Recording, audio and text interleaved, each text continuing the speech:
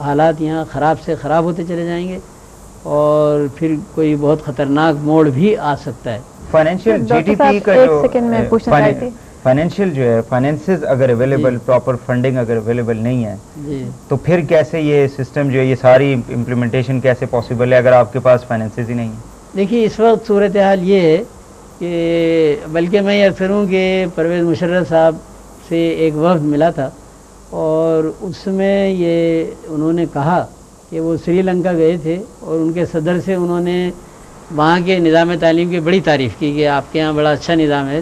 تو انہوں نے کہا کہ نہیں ہمارا تو بہت خراب ہے، اس لیے کہ صرف ہمارے یہاں لٹریسی جو ہے وہ بہت اچھی ہے، باقی اعلیٰ تعلیم خراب ہے.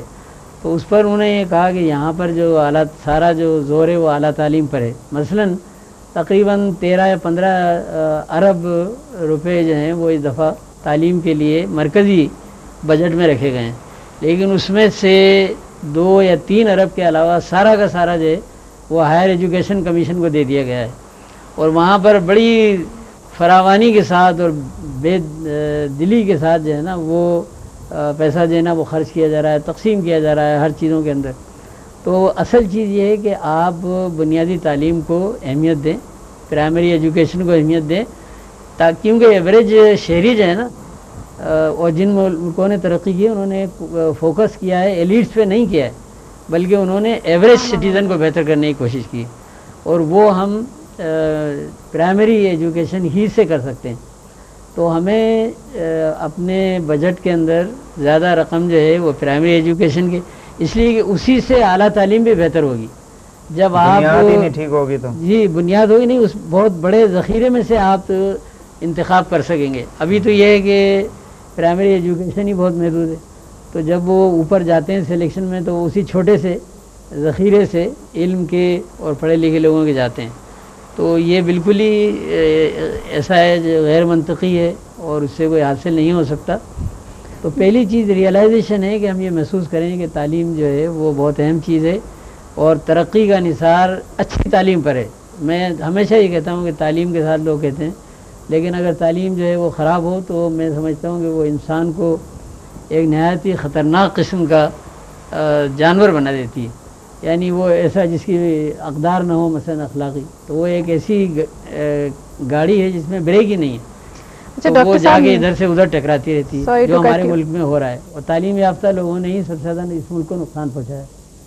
ڈاکٹر صاحب ایک سوال میں آپ سے کرنا چاہتی ہوں نیشنل ٹیکسٹ بک پالیسی کے بارے میں. یہ جو ٹیکسٹ ریوائز کر رہے ہیں تو اس میں 2 اینگلز آتے ہیں. ایک تو یہ کہ اگر ٹیکسٹ کو لیٹ سے بہت ماڈرنائز بھی کر دیتے ہیں تو کیا ہماری teaching staff is capable of teaching that? اگر آپ اربن ایریاز میں دیکھیں تو پرابلی وہ یہ چینج ان کے لیے یا ٹرانسفارمیشن آسان ہوگی، لیکن جو ہماری موسٹ آف دا پاپولیشن تو رورل ایریاز میں رہتی ہے اور نہ وہاں ٹیچرس کی اتنی کیپیبلٹی نہیں ہے کہ وہ ابھی پریزنٹ ٹیکسٹ کو انڈرسٹینڈ کر سکیں، نہ کہ اگر اسے تھوڑا سا اوپر لایا جائے. اور اس سلسلے میں اگر آپ دیکھیں تو دا سٹیزن فاؤنڈیشن نے جو اپنا اسکول سسٹم ڈیوائز کیا ہے تو اس میں انہوں نے اپنا ٹیکسٹ بھی ڈیوائز کیا ہے جو کہ پریزنٹ ٹیکسٹ کو تھوڑا سا ہی انہوں نے چینج کیا ہے، بہت ڈراسٹک چینج نہیں ہے، لیکن اس میں تھوڑی جیسے اردو میڈیم میں انہوں نے انگلش ٹرمینالوجیز انٹروڈیوس کر دی ہیں. اور دوسری چیز جو انہوں نے فوکس کی ہے وہ ٹیچر ٹریننگ پہ ہے. ان کی جو سب سے بڑی اسٹرینتھ یہ ہے کہ وہ ٹیچرس کو مینولز دیتے ہیں کہ یہ چیز آپ پڑھائیں گے کیسے، اور جس کی وجہ سے ان کی ٹیچرز بہت تعریف کرتی ہیں کہ ان کے لیے آسان ہے یہ کرنا. تو آپ کے خیال میں کیا گورنمنٹ کو اتنی بڑی ایکسرسائز کرنے کی بجائے جو ایک چیز آلریڈی ٹی سی ایف کر چکا ہے اور جس کو مان بھی لیا گیا ہے کہ اب ان کے 150 سے زیادہ اسکول فنکشن کر رہے ہیں، کیا یہ بہتر نہیں ہوتا کہ گورنمنٹ ان سے وہ چیز کر کے اور اس کو امپلیمنٹ کر لیتی، نہ کہ the reinventing the wheel on their own? دیکھیے حکومت کو یا کسی بھی ادارے کو یا فرد کو جہاں بھی اچھی چیز ملے اسے سیکھنا چاہیے. جاپانیوں کا جو بنیادی فلسفہ ہے وہ یہ ہے کہ to benefit from the experiences of others, یعنی دوسروں کے تجربات سے، کیونکہ اپنے ایکسپیرینس سیکھنا جو ہے وہ دنیا کا سب سے مہنگا طریقہ ہے سیکھنے کا. تو اگر سٹیزن فاؤنڈیشن نے یہ کام کیا ہے تو بہت اچھا کیا ہے. اب میرے خیال میں یہاں پر زور اس بات پر ہوتا ہے کہ اعلیٰ تعلیم کے لیے تو پی ایچ ڈی پر ہو رہا ہے کہ صاحب پی ایچ ڈی پیدا کریں گے، ٹھیک ہے، لیکن یہ جو ایگزسٹنگ اتنے سارے لوگ ہیں تو اسی طرح یہ ہے کہ صاحب بی ایڈ کیا جائے، ٹریننگ. میرا اپنا یہ خیال ہے کہ ہمارے جو مقاصد ہیں اور جو خرابیاں ان کو دور کرنے کے لیے ایک شارٹ ٹرم ٹریننگ کا پروگرام جو ہے نا وہ لانچ کیا جائے، جس میں 1 مہینہ 2 مہینے کی ہم ٹریننگ دیں، چھٹیاں جیسے ہوتی ہیں اسکولوں کے اندر، اس میں ہم اساتذہ کے لیے بڑے پیمانے پر مہم کے طور پر ایک ٹریننگ کا پروگرام کریں. اب آپ یہ چاہیں کہ سب بی ایڈ ہو جائیں اور سارے لوگ جو ہیں پی ایچ ڈی ہو جائیں، وہ تو بہت ٹائم لگے گا اس میں، اور یہ سلو پروسیس ہے. Thank you very much doctor صاحب. ڈاکٹر عبدالوہاب صاحب، وائس چیئرمین ہیں آپ کراچی یونیورسٹی کے ایکس، اور اس وقت وائس چیئرمین ہیں آپ محمد علی جناح یونیورسٹی کے Karachi. Thank you very much for joining us.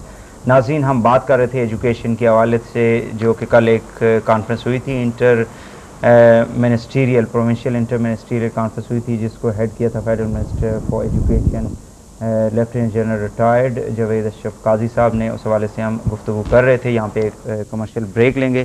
Break کے بعد آئیں گے تو ہم نیوز کے بعد ہم دوسرا جو ہمارا ٹاپک ہے جس کے اوپر ہم ڈسکشن کریں گے، OIC کا ایکسٹراڈنری سمٹ جو آج مکہ میں شروع ہوا ہے، اس حوالے سے ہم گفتگو کو آگے بڑھائیں گے. دا پلس کا live show business plus Karachi studio سے آپ کے لیے پیش کر رہا ہے. شو ابھی جاری ہے. یہاں پہ ایک کمرشل بریک لیں گے. ہمارے ساتھ رہیے گا.